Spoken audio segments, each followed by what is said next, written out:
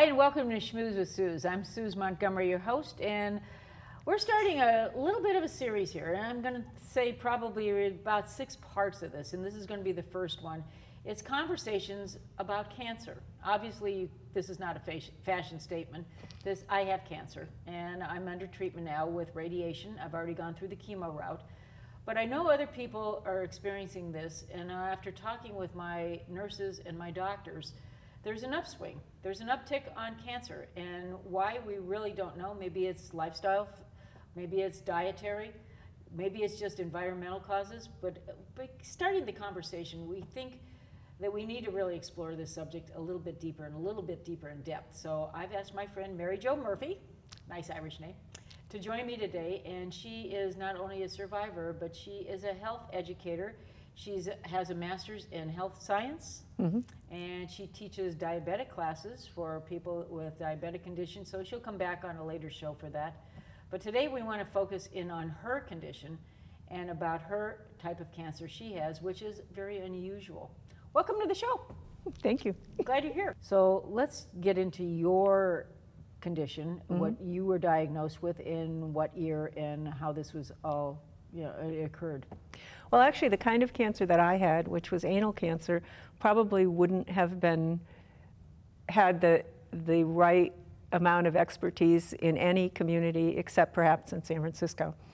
So I was diagnosed in 2007, and it's a cancer that's very rare. It's 2 in 100,000. And wow. Yeah, and I was treated here, but I went up to San Francisco for a second opinion at the UCSF anal dysplasia clinic, and I was seen by the doctors up there, and my reports went up there, and the cancer team looked at them and said that after the surgeries that I had, I did not need chemo and radiation, so I was followed up there. And that's the only clinic that deals with this kind of cancer, or was the first clinic in the United States that deals with this kind of cancer. Very fortunate it was in the state of California. Yeah, it was. And so you said 2 out of 100,000 people? Yes. I can't even, cancer today is, I wouldn't say mainstream, but 2 out of 100,000 is so rare. How'd you find your cancer? How were you alerted? You're a professional. Yeah, and there's a good chance I could have not found it, and that's the problem with this cancer. It's a cancer that people associated with gay men, and so it does happen as often, if not more often, in women, and often women who are in their middle age or older, but there's very few symptoms of it. So it's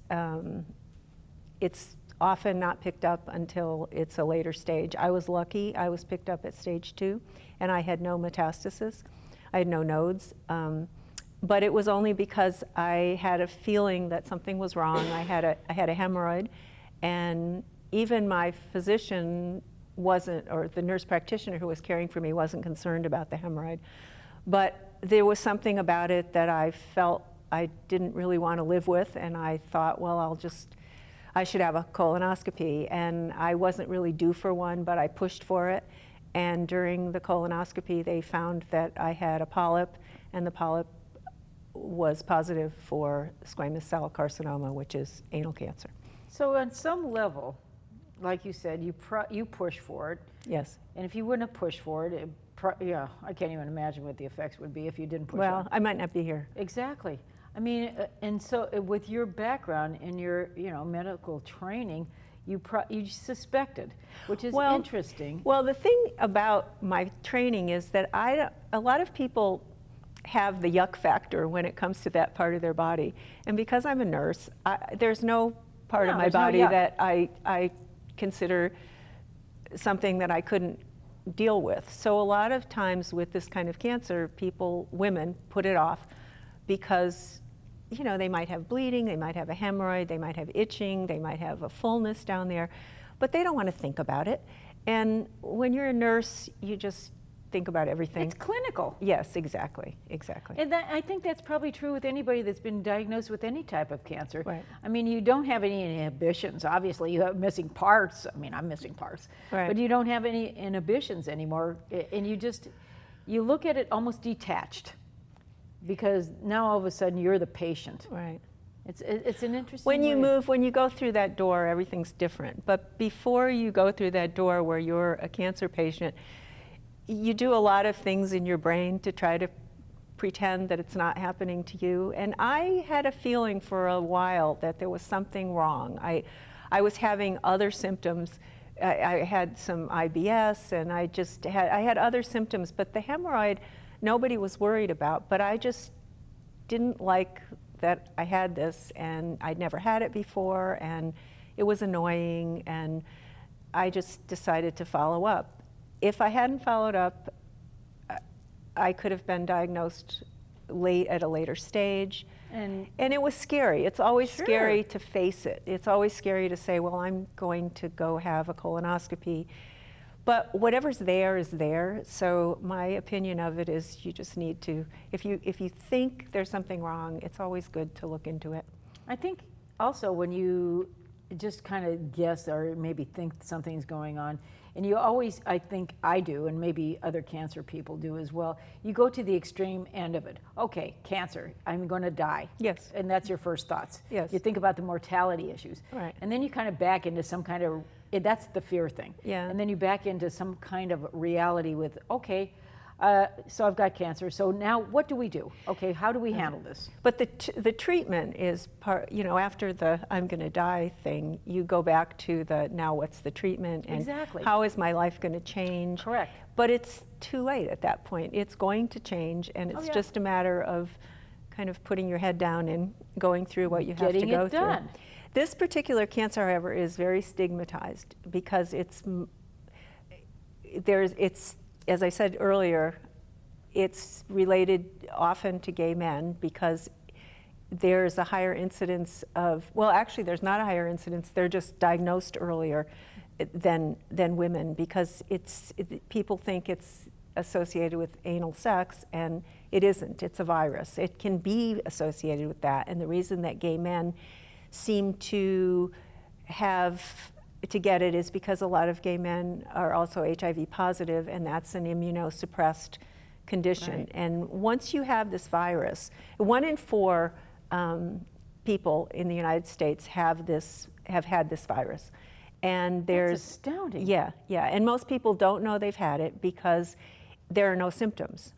So the virus can remain dormant for years, or you can clear the virus within a couple of years, but some people don't.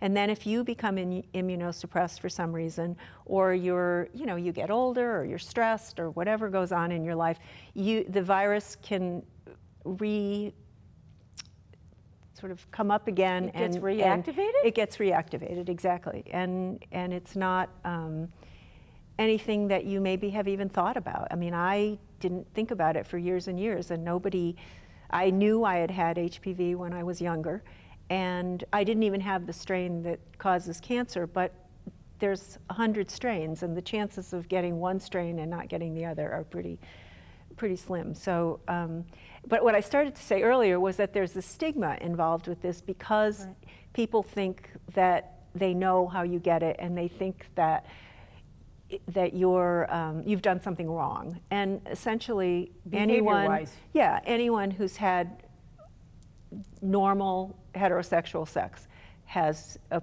possibility, if they've had HPV, of getting not just anal cancer, but penile cancer and vulvar cancer and cervical cancer, which is very common. That's a high percentage too, absolutely, isn't it? Absolutely. Well, so, you brought something up that you probably didn't even realize you said, but it just triggered something in me. I've often thought that cancer, and this is just a gross, dartboard analysis, that maybe cancer to a certain degree, and I mean all cancers, is stress related somehow. It suppresses your immune system, right? And I think there may be an element of that, but they think that my radiation oncologist said to me that he thinks a lot of cancers may be related to viruses. Now, when you think about that, virus doesn't, it may have something to do with your lifestyle, but viruses don't have morals. Viruses just go where they go, they do what they do. And viruses like the HPV virus have been around for a long time and have mutated into something that nobody even knows they have. So it's a very successful virus, but it's not good that we can get it and not know, which is... We don't hear too much about it. Well, we hear about, we heard about it when Farrah Fawcett got anal cancer. Okay. And that was probably the first time anyone ever heard of it. Ever heard of it, exactly. And Michael Douglas has talked about his oropharyngeal cancer, which is also HPV related, and was, nobody was particularly interested and thought it was quite funny that he was talking about this. And he was trying to tell people that this is not a cancer that is, you don't have to be doing anything wrong to get this cancer. You can be, if I can get it, anyone can get it. But I think most people are, I think like we talked off camera about it, and we did at lunchtime today, about the educational element and about the awareness factor. And I think this is why we're doing this series on cancer. I think what we're trying to do tonight and also in the future with our cancer awareness, and the cancer conversations, as we're going to call them, is the awareness factor about getting the information out. And yours is so unusual, and that's why I thought we have to really get into yours. It's unusual, except that it's related to other cancers that aren't so unusual. So for example, like cervical cancer. So many women have had abnormal Pap smears. Correct. And yet there's no stigma involved in that. No. And yet it's exactly this. It's the HPV virus. So the people know about it, but they don't relate it to themselves, which is a lot of the issue with cancer to begin with. And because cancer is so stigmatized, do you think?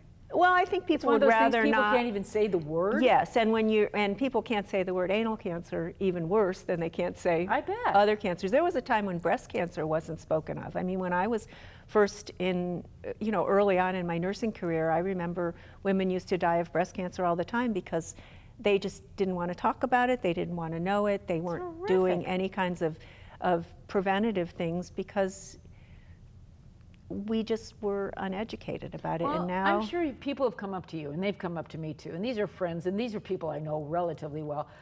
Gee, I heard you have, and they can't even get the word out of their mouth. Right. And it's kind of like, and I just have to fill in the blanks. So it's like, cancer? And I mean, they just don't know what to say, or they're uncomfortable about whatever you have. Not like, we're not contagious. No. But what's interesting about that is that somebody like you or like me looks really healthy. Yeah. I mean, I was all about prevention. I'm a health educator. I had all my mammograms on time. I had all my Pap smears on time. I ran marathons. I didn't even jaywalk. I had been a trauma nurse. I was taking care of business all along. And so people would look at me and say, "Oh my God, you could get cancer?" Then did you feel betrayed by that at first when you were diagnosed? You mean that? Did you take care of yourself? You change your oil in your car, you rotate the tires, you get all the Pap smears, you get your mammos on time. Did you ever feel, at first I was like, wait a minute, I do all this stuff right. How come this happened? Because I knew what this was. I knew that this was a virus. This was a virus I'd caught long time ago. It had nothing to do with anything I could have prevented, except that I could have picked up the symptoms earlier. And that was the part perhaps that has not even allowed me, but compelled me to speak out, because the symptoms were there and I didn't know what they were. A hemorrhoid is one of the symptoms. And I had never had a hemorrhoid before. Well, I say this thing, when is a hemorrhoid not a hemorrhoid? When it's anal cancer. This whole thing about having the cancer and being diagnosed and going through the treatments, and for the courage it takes for people like you to come out and say something like this, Mary Jo. I mean, I hold this in such high regard, and I'm so glad to be your friend, Oh, number well, one. thank But I'm happy with that. But knowing that what you've gone through and your willingness to come out and talk about it, so it could prevent somebody else or educate someone else at home, or encourage someone else at home to go get something done. Go get if you suspect. Right.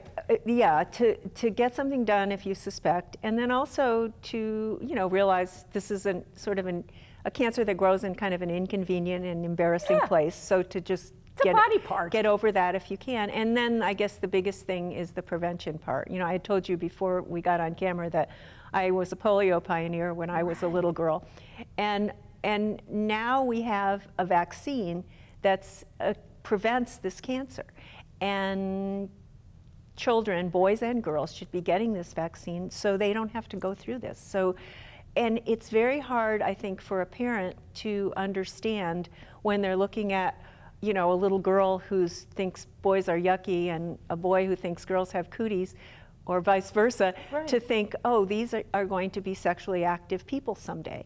And safe sex does not prevent HPV transmission.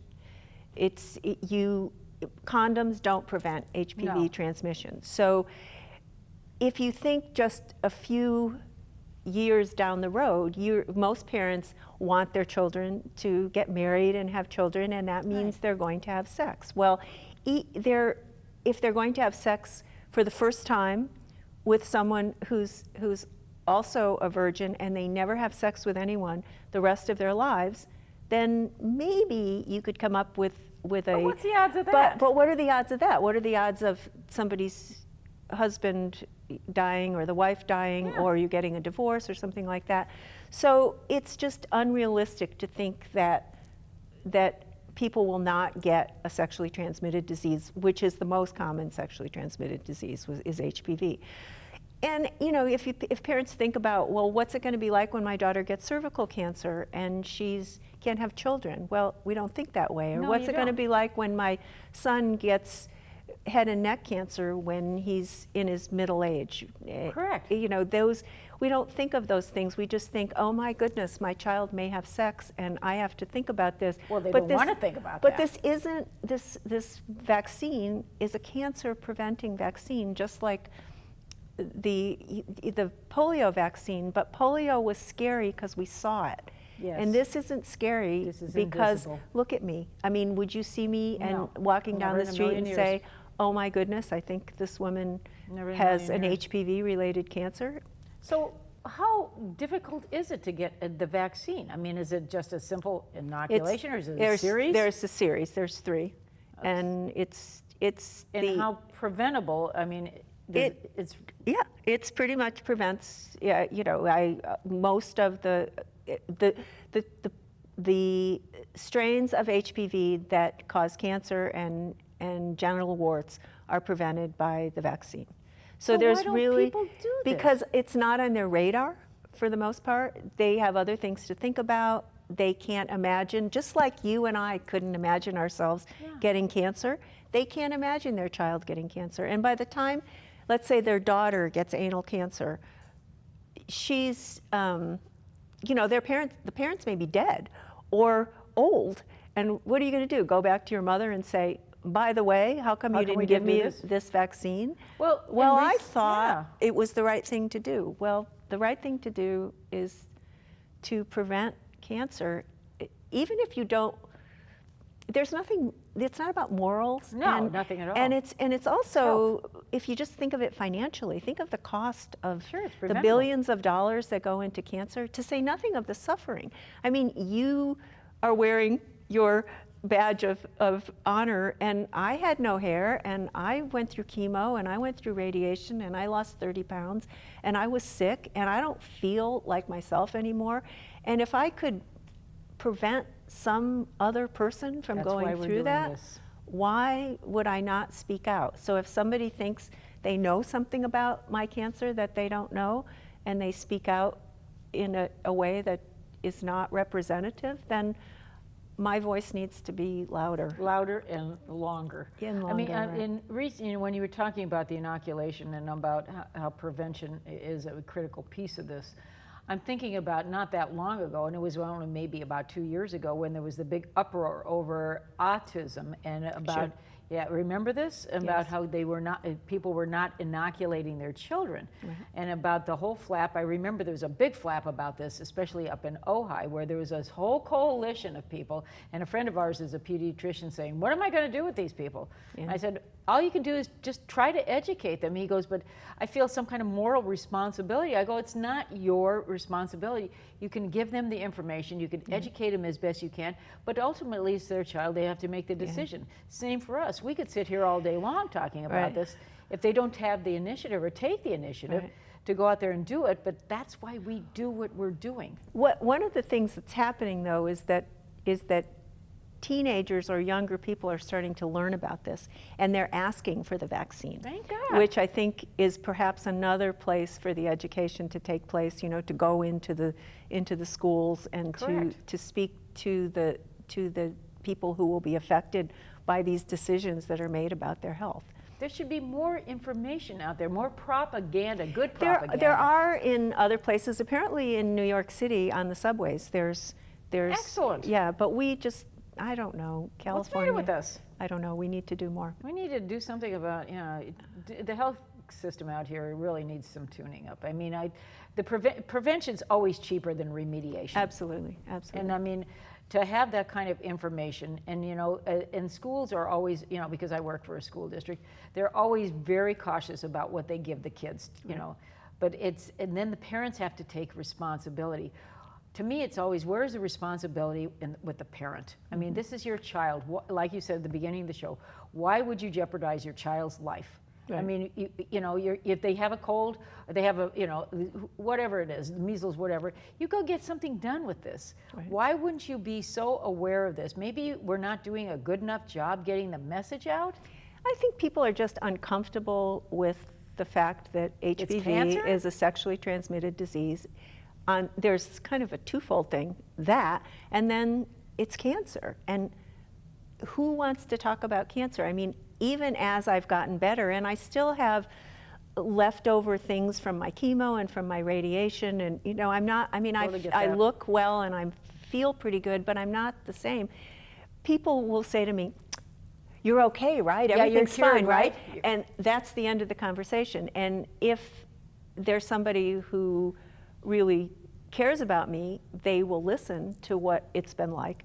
I don't really want to talk about it all the time, but there's things about this that they don't just go away. The So why? conversation needs to happen. Yes, and why? Once you walk through that door, you're never the same. Oh, never again. So why leave the door even partially open for your kids? No, I don't exactly. understand. Well, Yes, I do, but I don't. I get it too. I don't. But I don't get it. Yeah, it's one of those things, and I constantly, and you're probably the same way. You're constantly looking over your shoulder, like I said today. Right. Okay, when am I getting it again? Right. You always have this pit in your stomach. Right. 2 a.m. You live in Yes. fear. Yeah. I'm going to get it again. I'm 5 years out from my treatment. I was diagnosed in 2007, and then I had a recurrence in 2010, and I still feel like I have one foot on the banana peel, and Yeah.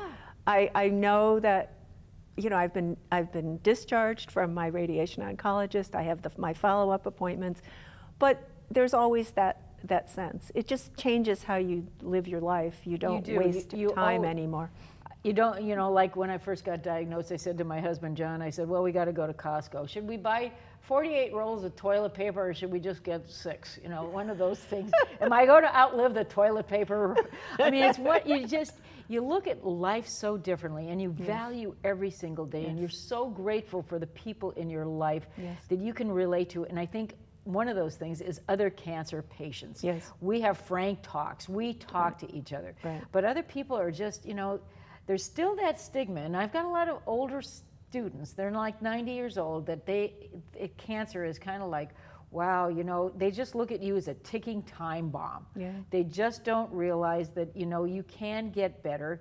You never feel like you're going to get better, but you can get better, and seemingly we look pretty doggone good. Yeah.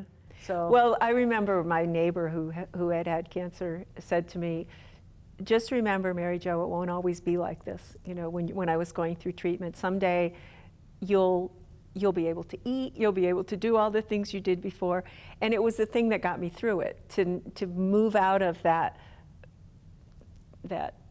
terrible feeling of not even knowing who you are anymore, No. to knowing that someday it'll be over with. And you really don't get back to normal, but I think if I had the choice to never have had it, I kind of like the person I am now better than I liked the person before. I think we're nicer.